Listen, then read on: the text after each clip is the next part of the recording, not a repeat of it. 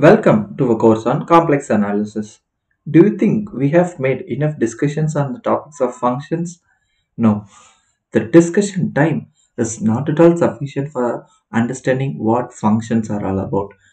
So, in this lecture also, we are going to make few more discussions on functions which will pave a path to you people to understand functions in a better way. Let us rock it.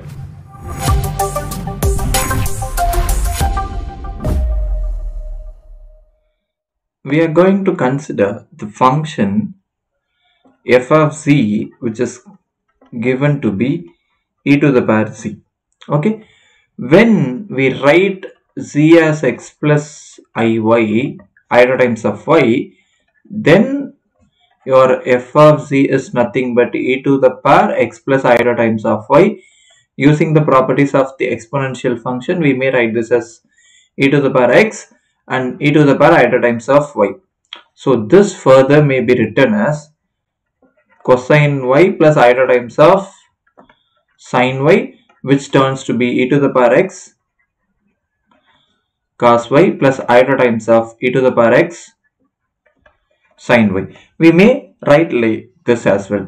But if you give the polar notation, that is z is r multiplied by e to the power I theta, this is going to tell you r times of cosine theta plus iota times of sine theta. Here your r is nothing but absolute of z and your theta is the principal argument of z, right? So with which we may do few more things on the concept of functions. Okay, these are the things that you know for sure, and if you give this notation to it, and anyway you are going to get back with this, right? So first of all, let us consider the transformation. Okay, these are some fundamentals. Here the transformation that we are going to consider is exponential of z. Okay, and this may be written as like this, as we saw. Now we may consider, like, if you have to consider this in polar coordinates, yes, of course you may consider this w may be considered as rho times of e to the power iota phi. Okay, so let us consider this way, since it is of this form. Okay, we are not going to convert the given like z into polar coordinates. We'll keep z as it is and we'll convert only this w to polar coordinates, right? So this is e to the power x multiplied with e to the power iota times of y, which tells you that your rho is e to the power x and your phi is simply y. Okay, here we have made only we have made the conversion in only the dependent variable, not in the independent variable, just because this gives us the easy way of understanding what this function is all about, right? So here also we are going to do the things. Okay, from xy plane to uv plane we are going to change things, right? Initially let us take the points on the line x equals c1. Okay, so if x equals c1, then what is going to happen? So your rho is going to be e to the power c1 and your phi is simply y.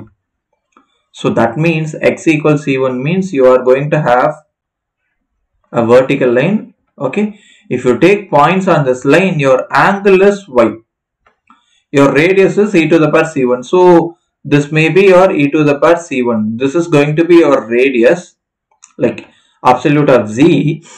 So you can start with y equals 0. Y equals 0 means you are going to get the same straight line.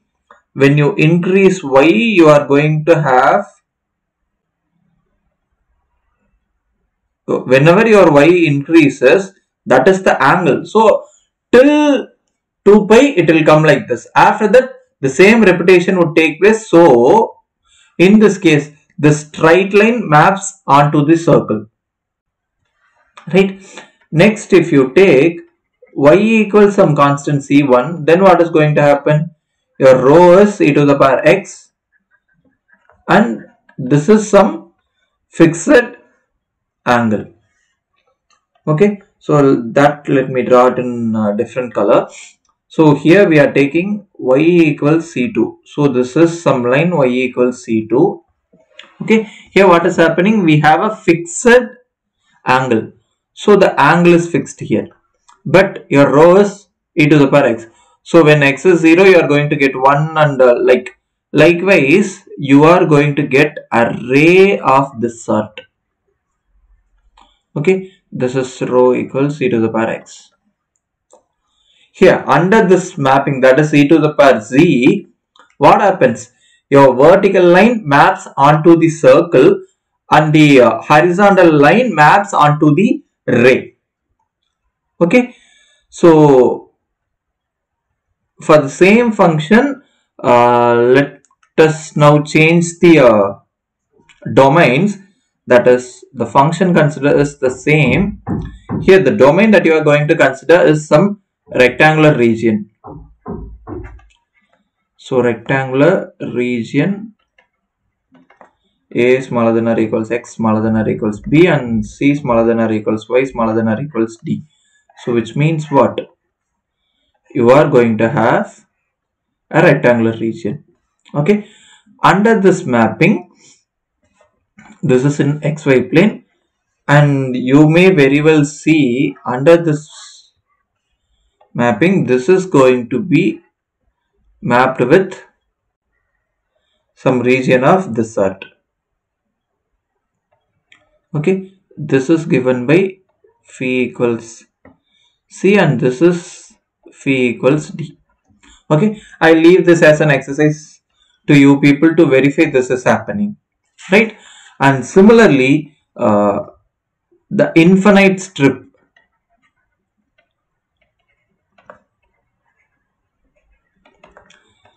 infinite strip 0 smaller than or equals y smaller than or equals pi maps to 2, that is from 0 to pi.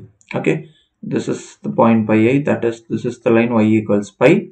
Okay, this infinite strip, okay, actually here this is the rectangular region, this maps with this region. Okay, this infinite strip maps with the ray. Okay, suppose if you choose some point ci here, this is going to be phi equals c. Okay, here you have taken pi, so what are you going to get? If you choose, see, this is going to happen. So you have chosen pi, so you are going to have your upper part of this plane. So under this mapping, what happens is that